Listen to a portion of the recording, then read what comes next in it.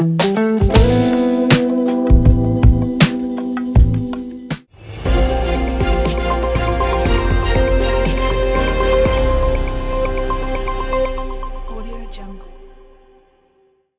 bing, bada boom. We're back in the mix. We got the Geeks Report, first of many to come. Let's go. We're going to break down what happened in the last fights, each one of them from the bottom to the top. So let's get right into it. First fight of the night was Mike Jackson and Pete Rodriguez. Pete Rodriguez comes out, shows the power in the hands, shows that Mike Jackson is not UFC caliber, maybe, probably, knees him so hard to the dome, sleeps him bad. Pete Rodriguez looks good. Can't wait to see him come back. He needed that win. Not too much to talk about in that one. Just kind of came out and did his thing. So let's move into the next one. Into the next one, we have Tatsuro Tyra versus Cj Vergara. And in the words of Kodak Black, Tatsuro Tyra, certified killer. That boy came in. Vergara, 3 pounds overweight, didn't matter. He went in there, stood with him on the feet a little bit, got it to the ground, would have snapped the arm, but Vergara tapped. Submission victory. Tyra, let's go. Legit prospect. Let's go. And then the next boot was a female scrapperoonie. It was Piera Rodriguez coming out making her UFC debut against Sam Hughes, the brute, the value play of the day. Usually Sam Hughes couldn't get it done, though. Tough fight. Good back and forth. Piera Rodriguez found her shots, found her takedowns. Really just made good work of it. She looked good. Sam Hughes is a dog, so a win over her, she's established, a little bit legitimate. Piera Rodriguez, good night out. Have a night. Let's go to the next one. Joanderson Burrito versus Lucas Alexander. And Joanderson Burrito knew what he wanted. He didn't want to be in the octagon too long. On the feet, he was throwing haymakers. Out of control punches weren't working for him. Lucas Alexander was evading them, but he got into the grappling department, got a few takedowns, and that was all she wrote. Joanderson Burrito grabbed the back, grabbed the neck, got the tap, submission victory. Joanderson Burrito, it was on the geek sheet. You guys should have saw it coming. Let's go. And then the next one, didn't see this one coming. We had Nick Maximov come out against Jacob Malkoun, and NDA takes an L. It was a weird one. He comes out, looks good early. Hands look strangely clean.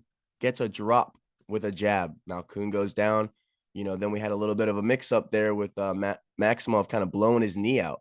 So, rounds 2 and 3, he was kind of just a hurt fish, kind of just whimpering around in there. Malkoun kind of did his thing, just kept grabbing single legs, taking him down to the mat. Couldn't finish him, though. So, strange look for Malkoun, because the guy is literally in there wincing, and it's just like he's there to finish. He couldn't finish him. Maximov, tough guy.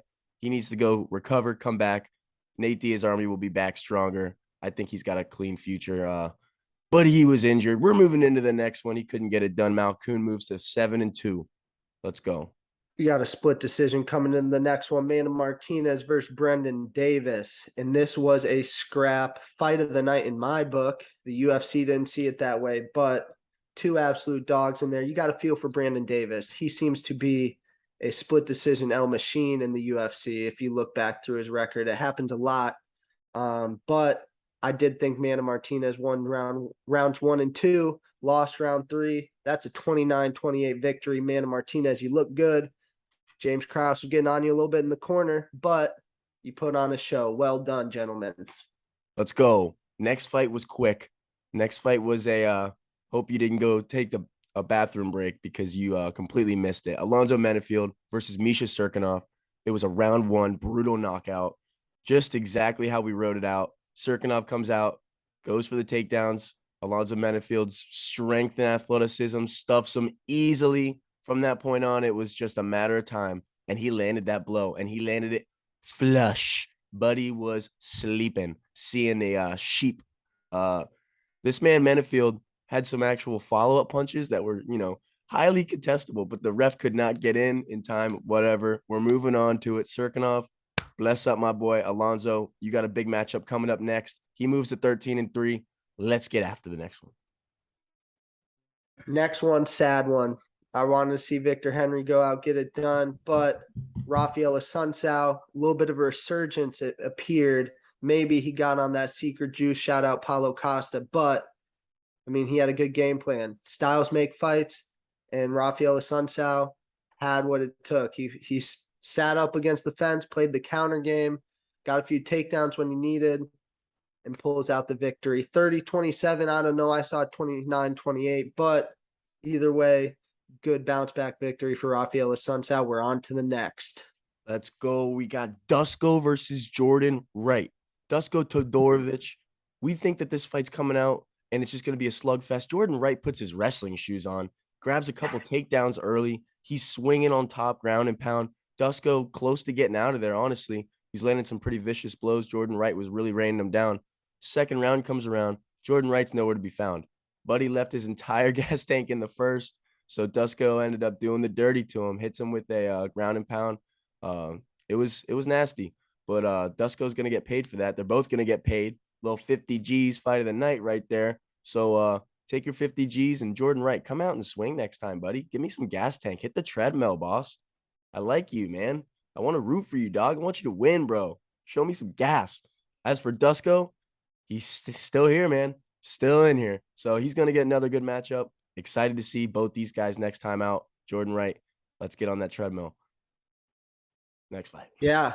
Cub Swanson, he said he wanted to fight in San Diego. The UFC said, forget about it. You're going to the Apex. You're fighting Jonathan Martinez, and you're taking leg kicks on that surgically repaired knee.